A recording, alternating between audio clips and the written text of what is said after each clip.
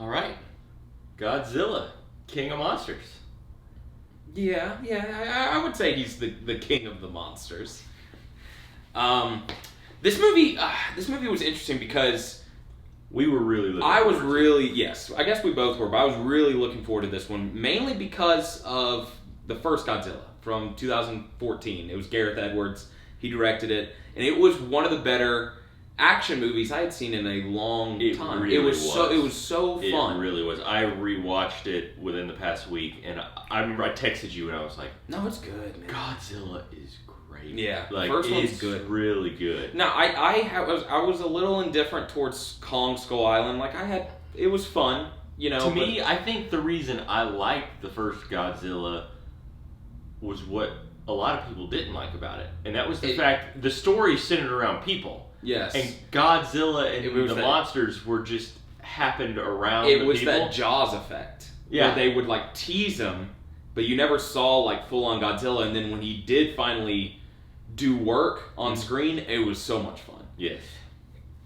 Balance that with this, where I think a lot of people wanted more from like kind of like what the old Godzilla movies had to offer, which was a lot more monster fighting and destruction. And there's a lot of destruction in this movie. Yeah. God, man. Like, half this movie is just like, you know all those major cities people live in? They're gone. Like, that's it. But that's kind of where, for me, this movie, it didn't fall flat. No, it's entertaining. My God, yeah, because it's a 2-hour movie. About an hour of it is legitimately these monsters. No, I'd say it's more than that. I don't know. I would say it's about an hour. I'd say it's about 50-50. I mean, because think about it though. Think about all. Okay.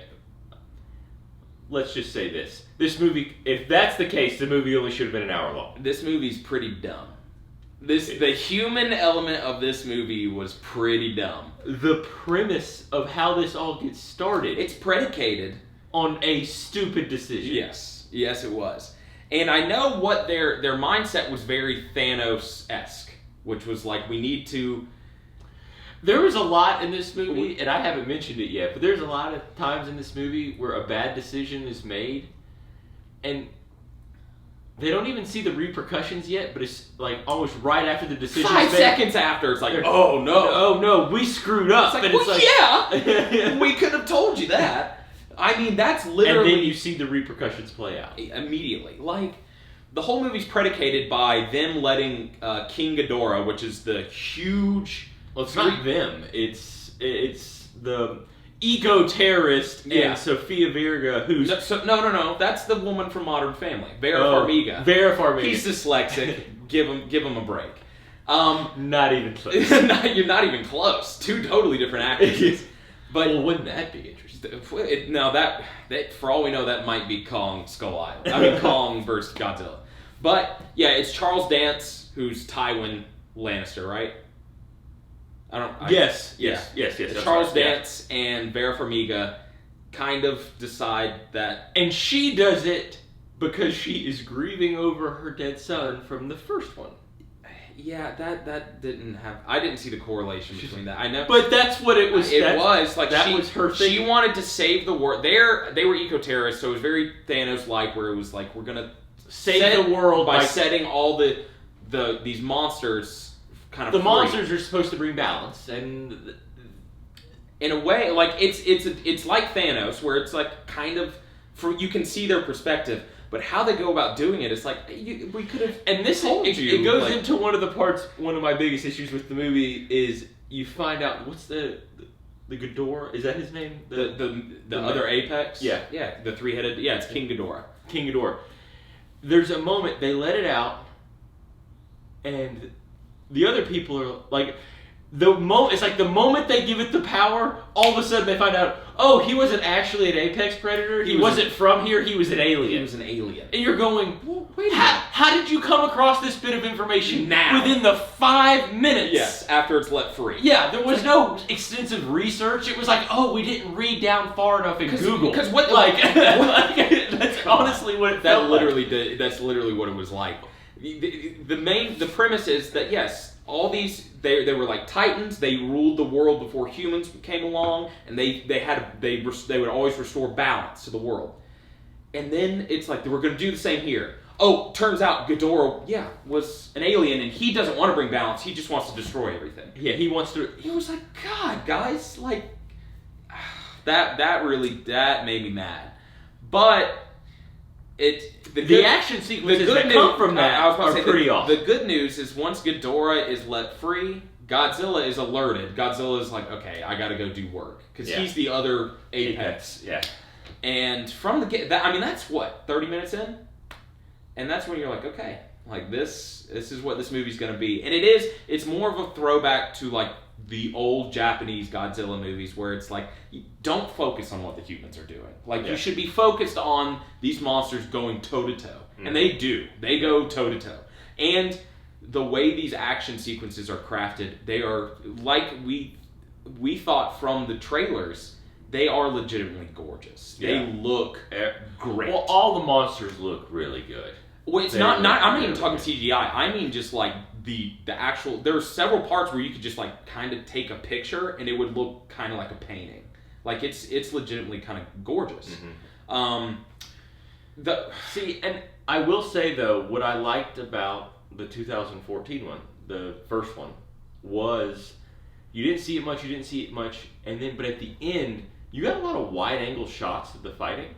Like you got to see them fighting, and in this, while it was intense and there was a lot happening, I didn't feel like the scale was always the same. You didn't feel like you saw as much. It would be like if you were watching a boxing match up close. Yeah.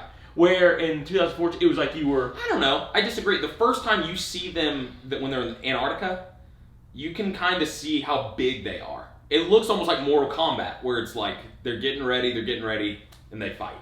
And that's when you realize that Ghidorah is way bigger than Godzilla, which is crazy.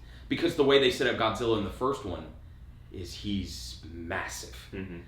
It's going to be interesting to see him fight Kong, because in Kong Skull Island you see how Kong's big too. Kong is. Something I have to give Warner Brothers. I do appreciate that they have crafted this kind of universe. Not crafted, but they've made this universe and they have made it as basically as big as they can. Like they are not shying away like, let's try and make it kind of realistic. It's like, no, these are monsters. Like they're not realistic. Make them fucking huge. Yeah. Make them big. At one point you see the one in Germany it looks like a mountain. And it just was it in Germany? I don't remember. I thought it was where the Black Forest or Austria, and it was in the Black Forest. Yeah, where it looks like a mountain and it looks like a mountain range, moving. and it starts getting up, and you go, oh man, that thing is huge. God, yeah. And the other monster that they kind of show, there's two other monsters besides Ghidorah and Godzilla they kind of showcase, because the mountain monster they just show briefly. Yeah. There's like it looks like a mammoth. Yeah. They kind of show briefly, but the other two monsters that they really focus on... Mothra and Rodan. Yeah, and Rodan, yeah. The Rodan sequence I thought was awesome. It was cool. Because he comes up from like the volcano, and then he's like immediately bad. Because another part of this story...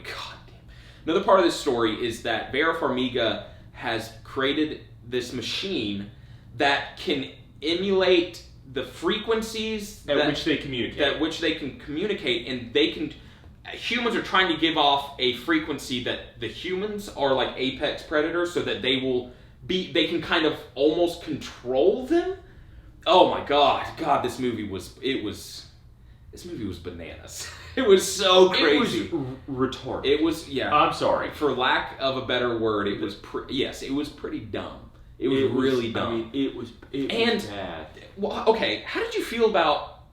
okay, let me finish. They tried to control Rodan, they couldn't, and it just starts going to town on... But it's a cool action sequence. Because he's flying and he starts doing like somersaults, barrel rolls, and he's just knocking out jets as he's going it.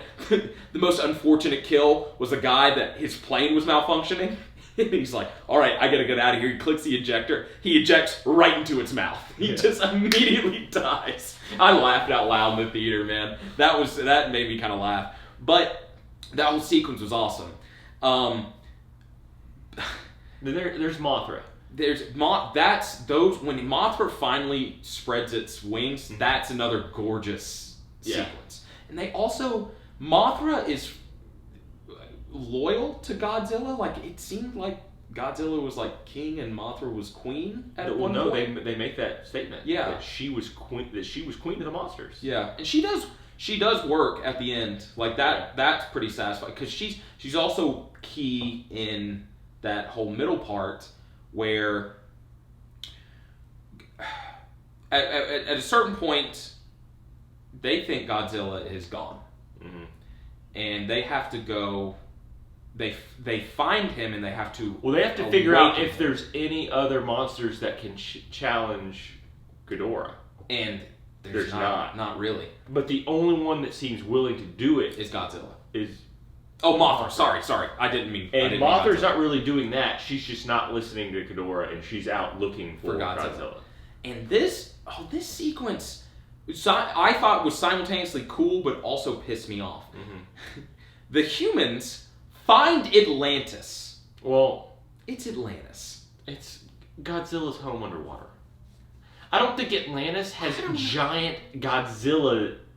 But it's like it was like a city. It was a huge, massive, ancient city that clearly they worship these gods, these titans, but that had been sunk. It had been sunk, and Godzilla was. It was a big city. And it was radioactive, and Godzilla's like basically recharging, and that's another crazy part of this movie. They decide they have to nuke this city to wake up. They have to recharge Godzilla. To recharge Godzilla completely, they have to literally send in a nuke.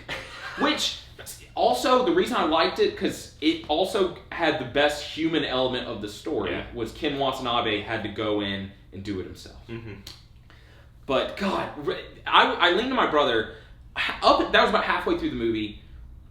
In these types of movies, there's a certain point where I usually am like, you know what, F this movie. Like I don't really care about this movie more. Or something happens where I'm like, I'm 100% in. When they were like, we have to nuke Godzilla to wake him up, I'm like, all right, I'm on board. Yeah, you know, like there was. I mean, if we're taking it another step, like, let's go. But the reason it pissed me off, it got to that because they nuke him and they explode the city. It's like you introduce this crazy city. And I mean, no one's living in it. It's a sunken city, but it's like, then you just destroy it. And it was like, God, dang it. But this movie, to me, was very similar to, like, if we're going to compare it to, like, the Fast and Furious franchise. Okay. It's very similar. Dom has got something. No, well, it's very similar to, like, the fifth one, which I don't think you've really seen. No, I've seen the fifth one. Oh, no, I'm sorry. The fourth one. The fourth one. Where they start to go in a couple different directions, and you go, you either have to be on board or you're not. Or you're not. You have to, and this is very much that. Like you said, it's like you have to embrace how ridiculous it's starting to get. Because there are some pretty good actors in this movie. Oh, it was kind of a waste. That's another thing that kind of made me mad. There are a couple people that die in this movie, and you go, wait, did they just die? No, there was one actress in particular. And that it is so sudden. It's more sudden than Bane in The Dark Knight Rises. Like it's like there's no send off. There's no like, oh man, like they're in peril. They might die. It was just like, and you're like, oh, okay. Like she's dead, I guess. There is a total of a camera pan of mourning with one person mourning. And that was it. And that was it. That was and to which we believe was this actress was like, you know what, I don't want to do this anymore, and they went fine and just killed her. Like that's kind of what it felt like. But to get back to the point about like there's some legitimately great actors in this and they feel wasted because of how dumb this movie is. Well, the writing is just bad. Well, the dialogue is cheesy, but it's the story. Yeah. Like I guess the best way I think they worked backwards. They were like, we have to find a story in which all of these monsters are going to get released.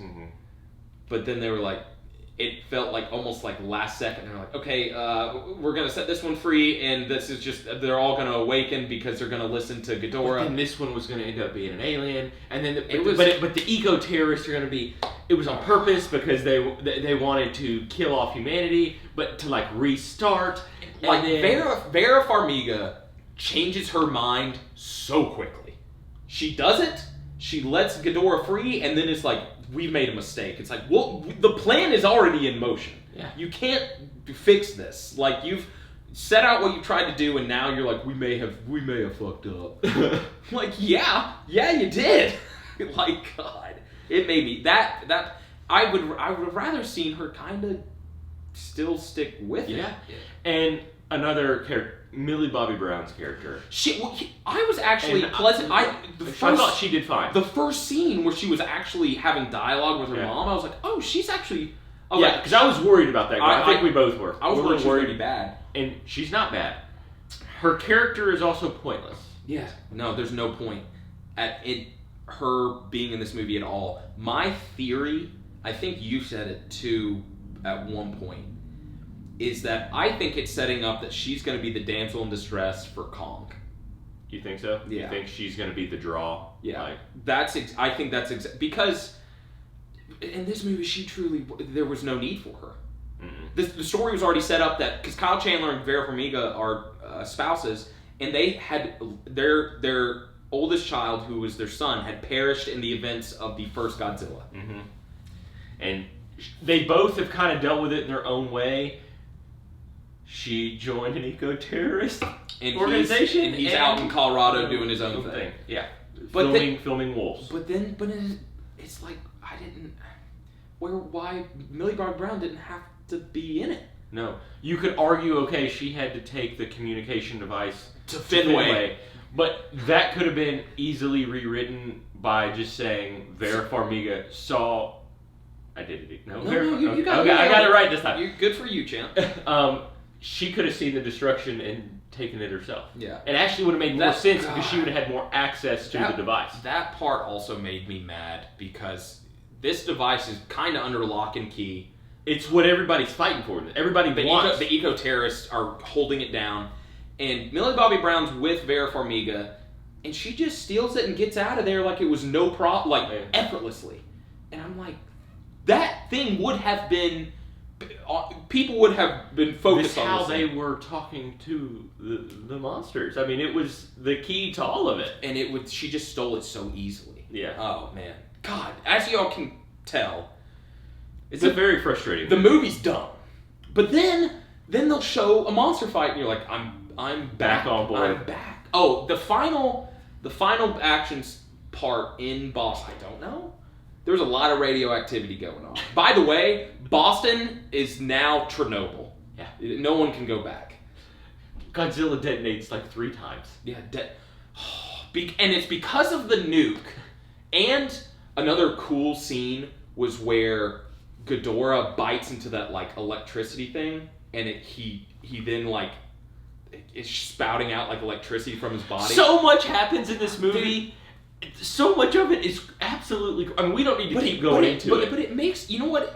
The reason I did still enjoy it is because those fights do make me feel like a kid. Oh, and I'm excited for the And next I was like, there were times where I would go, this is so dumb, but then I would sit there there were times when and we they would looked start at fighting, and I would just start smiling. Yeah, like I just felt like a child. There were times when we looked at each other and we were like, this is the stupidest movie so we've dumb. ever seen. And then there were times we looked at each other and we were like, this is awesome. Oh, this is so much fun. Like, I'm on board. When they wake up Godzilla and then Godzilla like acknowledges what's taking place and he like sees him and Kyle Chandler have a share an intimate moment of eye contact. Kyle Chandler's like an ant to Godzilla. That'd be like us looking at an ant and be like, all right. Yeah. Like, and they have an intimate moment and you sit there and you go, all right. And you're kind of pumped because Godzilla turns around and he's heading for Boston, which is where Ghidorah is, and you're like, but you can tell he's pissed. He's about to go to war. Yeah. Oh God, that whole sequence was great. It was so much fun to watch. God, and when Mothra comes along with all these great actors involved, the one that I stood out and I can honestly say, Millie Bobby Brown did okay, but I wanted O'Shea Jackson on the screen. My man. Ice Cube Jr. I wanted him. Every time he was on the screen, I was like, I enjoy this. He had some lines that were something else. Like where you're like, this guy, he could. I wouldn't say carry the movie, but it's like I do hope he returns for. Oh, absolutely. Kong Skull I hope he has a bigger role. Yeah. His character, surprisingly, was the straightest. Like, he was the thinking most normal. He was thinking clearly Through the whole movie. Yeah. And because there are so many bad decisions, so many dumb things done, so many dumb things said. Y'all have to just see. There's plenty of times where it would be like, ugh. Like I would just eye roll. Like, you got to be kidding me. That being said, What do you give it? I was about to say, that being said, one of the dumbest movies I've seen in a long time, I give it a B-. I'm in the exact same boat. It's so much fun. Like, I'm right there. I'm in the B category. Well, I think they embraced it's a summer action popcorn movie. I mean, it's truly a movie. I don't endorse this. For a movie that tried to embrace it, there are too many times where they tried to be too serious. Yeah, that's true. So I can't say that. I don't know. What I will say is I was very entertained. See, I don't know. I think the fights in general, and like that cheesy ass line from the preview where Kyle Chandler's like, "Oh my god," and then Bradley Whitford goes, "Zilla." That is how it plays out in the movie, and I was like, "Oh god." But it also at the same time, I was like, "This movie's so ridiculous. It's crazy," but I loved it. I loved it. I think, long story Go short, see it. Go see it. There are some parts that feel a little long because it's a 2-hour and 10-minute movie, and there were parts I wouldn't say drag on, but it was a little bit on the longer side for me.